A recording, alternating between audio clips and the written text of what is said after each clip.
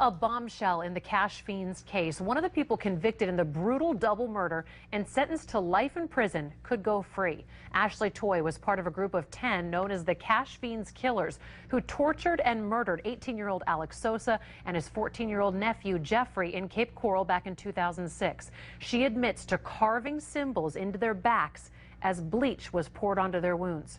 Toy's lawyer now telling Corner Corner's Kelly Stegeman why she could get out of prison early. Kelly?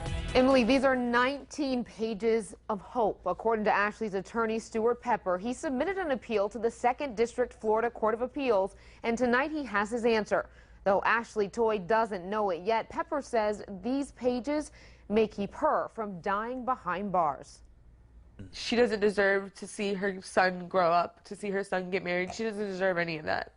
She deserves to rot in prison. Linda Sosa's brother Jeffrey and Uncle Alex were tied up, tasered, burned, beaten, carved, and then shot. One of the Cash Feenz killers convicted in their murders, Ashley Toy, could now be getting a new lease on life. It is very fulfilling. It was a surprise. Toy was 17 when she was convicted. Her lawyer, Stuart Pepper, filed an appeal citing a 2012 ruling by the U.S. Supreme Court that says juveniles should not be sentenced to life in prison without parole.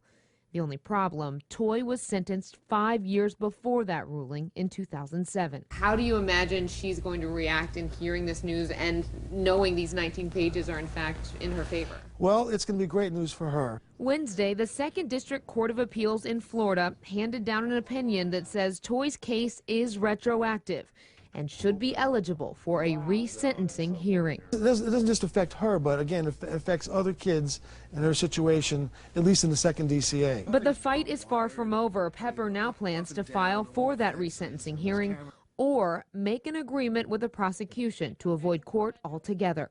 That would save a lot of people heartache. I mean, the Sosa family has gone through so much, and you know, the Toys family, they are so sorry for what happened. Ashley is so repentant, and so we don't want to drag anyone who's going to be affected emotionally by this into court. It's a sentiment Toy echoed when we interviewed her in prison in 2012.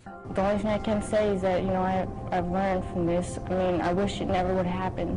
I wish I would have been strong enough to stop it. No matter what, Toy will spend 25 years behind bars for the aggravated kidnapping conviction in the case. She's worth fighting for. She's someone worth saving. But that's not enough for the Sosa family. This is a pain that I know will never go away.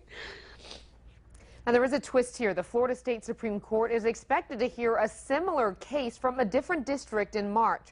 They could side with Ashley Toy's case or rule against it, therefore putting her back at square one.